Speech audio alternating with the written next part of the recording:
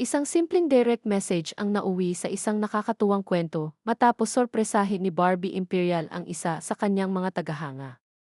Sa isang viral threads post, ibinahagi ng fan na si Roana Paras ang screenshot ng kanilang pag-uusap. Nagsimula ang lahat ng tanungin niya si Barbie kung saan nito nabili ang puting eyelet top na isinuot sa isang event. Sumagot ang aktres na galing ito sa Zara, ngunit matagal na umano niya itong nabili. Ngunit hindi doon nagtapos ang kanilang usapan. Bigla na lamang inalok ni Barbie ang fan na ibigay na lang mismo ang naturang top. Anya, if your size XS, I can give it to you. Bagamat karaniwang small hanggang medium ang sukat ng fan, masaya pa rin niya itong tinanggap at sinabing maaari naman niya itong ipa-alter kung kinakailangan. Humingi naman si Barbie ng shipping address habang nag-alok pa siya na ang sasagot sa shipping fee. Dahil sa simpleng kilos na ito, umani ng papuri ang aktres mula sa maraming netizens.